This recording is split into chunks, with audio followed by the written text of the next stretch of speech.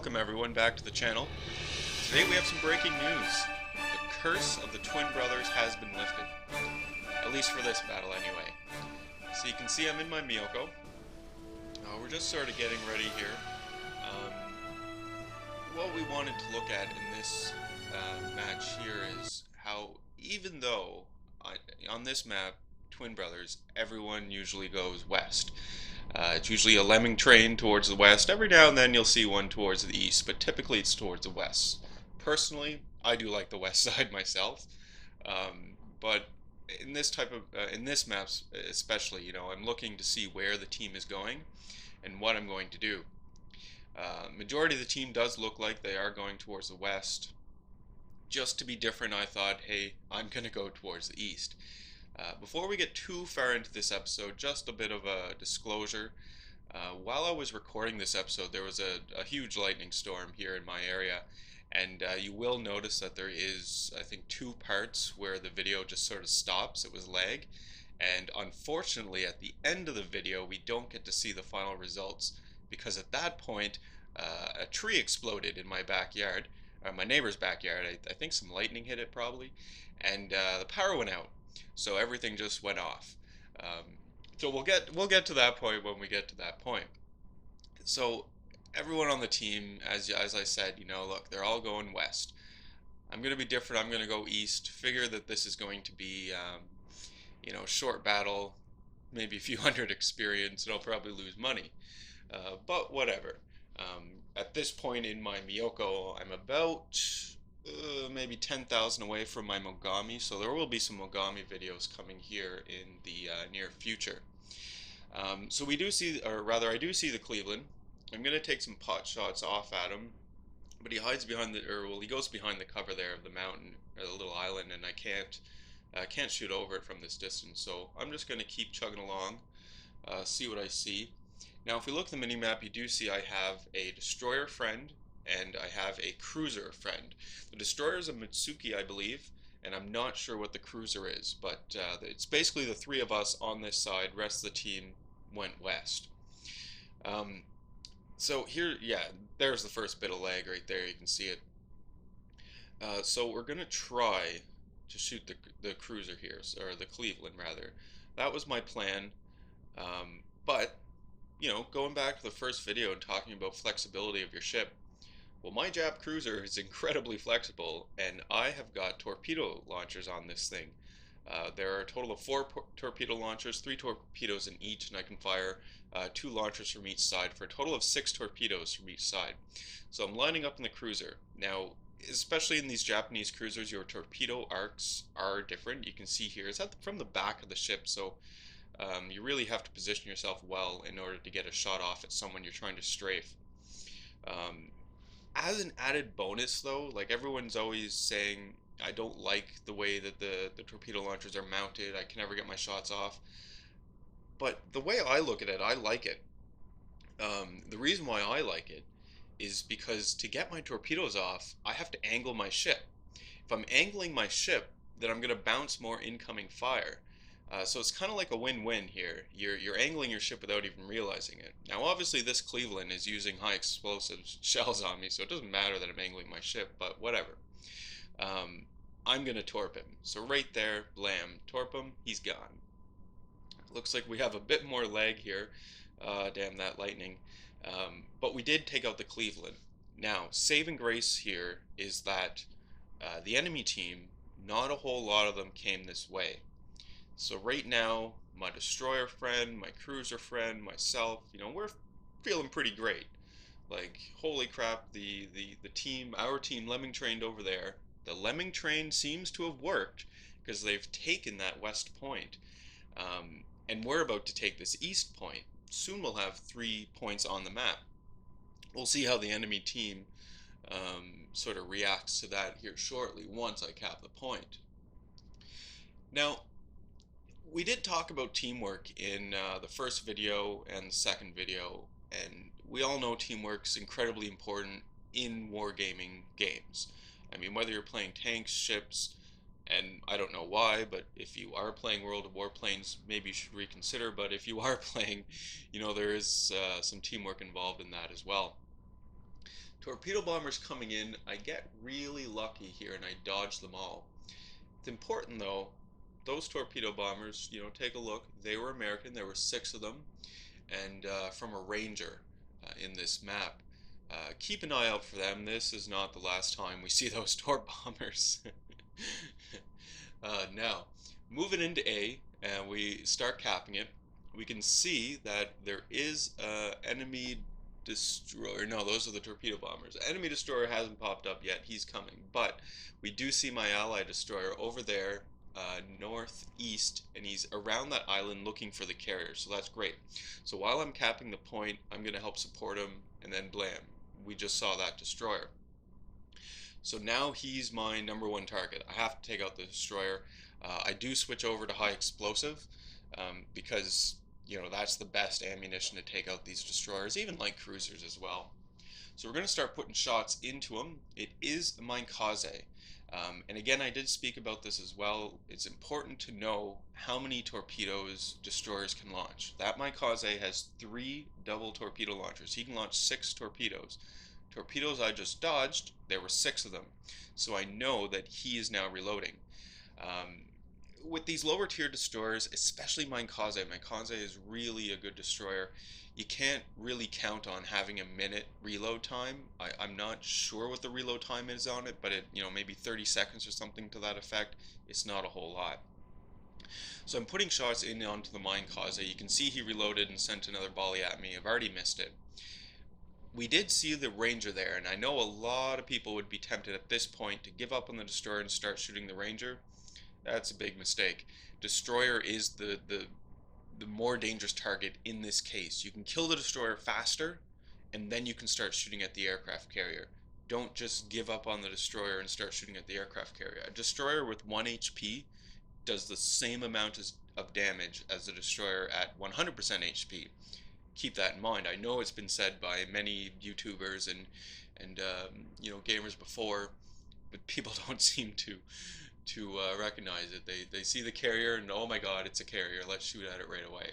No, shoot your more dangerous target first. If the carrier is the more dangerous target, then yeah, shoot him. Now I was cruising along here, killed a destroyer, shot the carrier, but I wasn't paying attention to where I was going, and I got into this island here. My original plan was to turn the other way, but the island's right in front of me, so I have to turn this way. Now, I am taking some hits. I am below 50% health, but it's okay. I do have some friends. The enemy team sees what we're doing, so some of their ships have come back, and they're going to try and defend this point. Now, you do see that one of their ships did go through the middle, and they did cap our point. Not a big deal, though, because we're still two for two, and we are capping the that west point right now. I mean, it's still it's still being contested at this point. So I've got a Wyoming right in front of me. We still have the carrier off. Looks like there's an Omaha coming in as well. So I'm going to start putting shots into the Wyoming, and we're going to get closer to them. Try and launch some torpedoes using the flexibility of my ship here. Seeing how far I can push it and whether or not we can get the kill. My destroyer friender's up there doing his stuff. He was attacking the carrier, but you can see he recognized that the Wyoming is now the bigger threat to us at this time, so we're going to be attacking Wyoming. Now, aircraft carrier there in the back, we did catch a glimpse to see that he is recovering planes and will be launching planes shortly, so I need to keep that in mind. Bit of coffee. Need to keep that in mind because his torpedo bombers seemed to have a hard-on for me earlier, and I don't want to die from torpedo bombers. I hate dying from torpedo bombers. Typically it's in one battleship when it happens, or when I'm not paying attention in my other ships. Now I did launch those torps off at the Wyoming, but I'm not going to get the kill. One of my teammates got the kill instead, so that's great. He's gone. We're going to turn around. Let's start capping the point.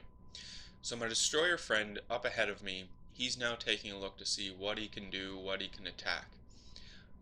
It's at this point that I'm not really paying attention. Storm outside is getting pretty intense, as you can tell by the lag.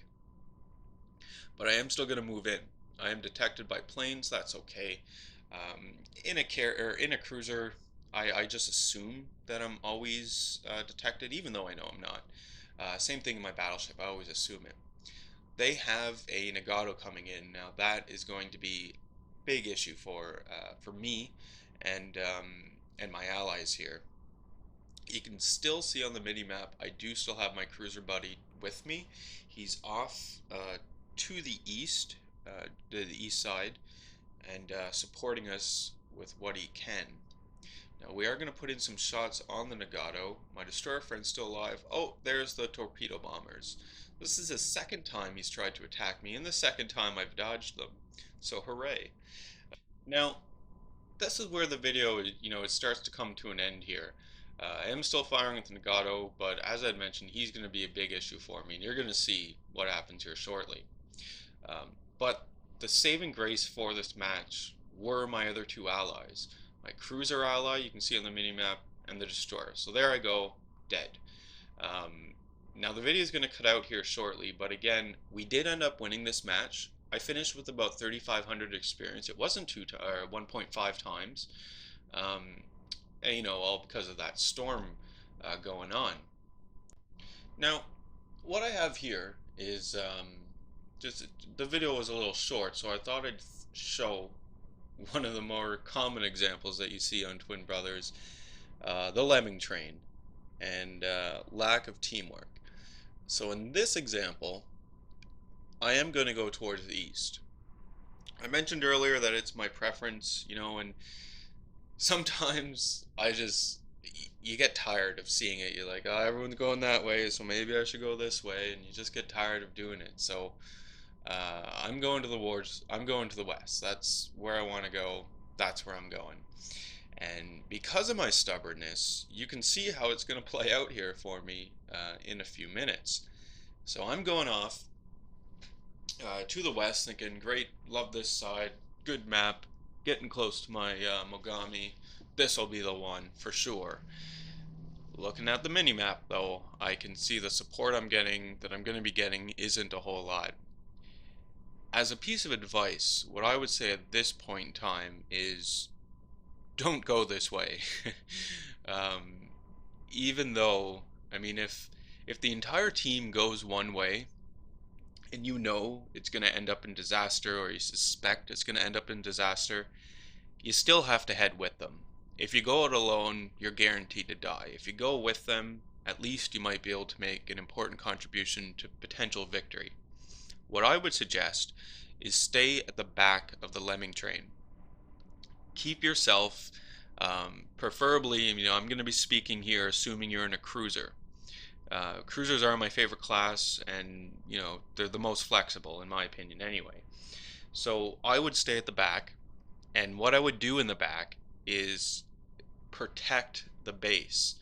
Keep myself in a position where I can still go back to the base and reduce cap points if I need to, or I'm still sort of within range to be able to fire at the enemies that my team are encountering. So I'd be trying to play that balancing act. It can go either way. I can't tell you for sure. Yes, if you do this, you will guarantee victory. I can't say that. But at least you're going to give yourself a better chance than if you're doing what I'm doing right now and just going off alone. You can see I'm not exactly alone. I do have two other allies with me. Similar situation as last time. I have a cruiser and a destroyer with me. But it doesn't play out as well. I mean, the cruiser and destroyer and myself, we're not working together. Chat's busy talking about stuff that doesn't really matter. Not anything strategic to help in the game, that is. So, we've already set ourselves up here for defeat. It's something that happens a lot to players, and I would speculate that it happens often enough. And I think the reason for it is, Ships is I really like Ships. It's a great game. You don't have to be that involved into it, and you can still progress. And you don't need to give a big time commitment if you just want to play a few battles. But if you're just playing a few battles and you're just, all right, yeah, we're gonna rock some ships here, and you're going in, and all you want to do is kill and do damage, and yeah, you're probably not gonna do too great, because you haven't taken in some of the fundamental aspects of the game. First one being teamwork. Second one, what ship are you driving?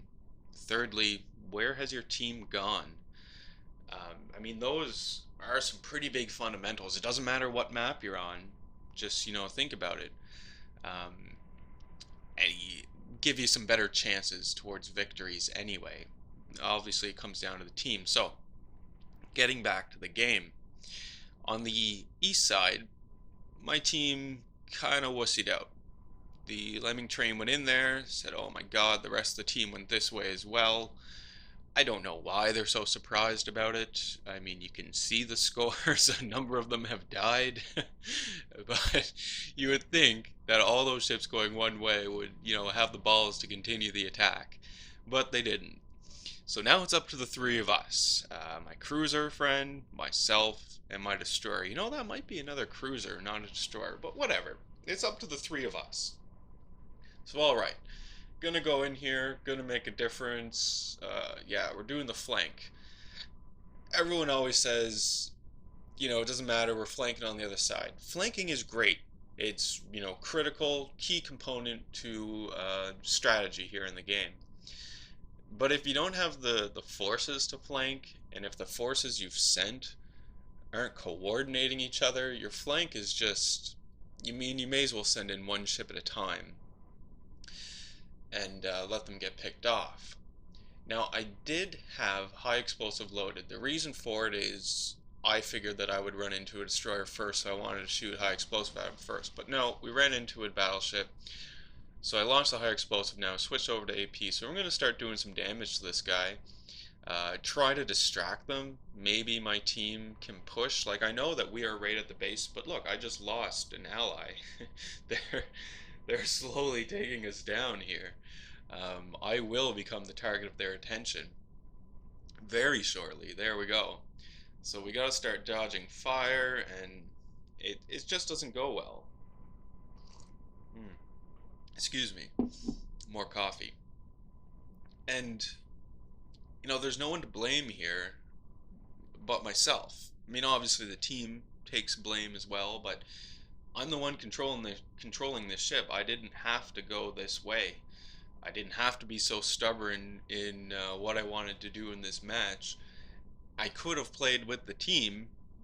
Maybe we still would have lost, but at least I'd be with the team helping out. As I am here, you know, glory hog, I guess is what you'd call it, if it actually amounted to anything.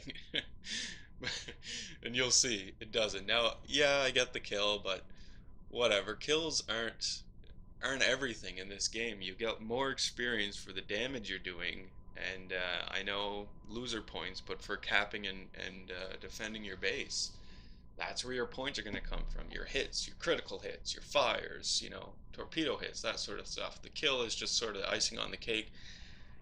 I don't know about you, but I like cake, and whether or not it has icing doesn't matter.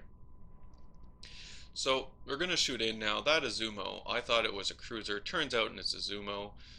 So this time there was me, cruiser, and a battleship. That Azumo is obviously the bigger target here for the enemy team, so they're firing down on him. Um, but I put this video in, or I put this clip rather in with today's video because I wanted to show the two. I wanted to show you what good coordination can do for you, and it can help turn the tide, turn the situation, like in the first clip we saw. Even though the cruiser and destroyer and myself, we weren't communicating, we did have that silent teamwork going on. We were covering each other, knew what to do. It resulted in victory. I still died, but fine. Victory nonetheless.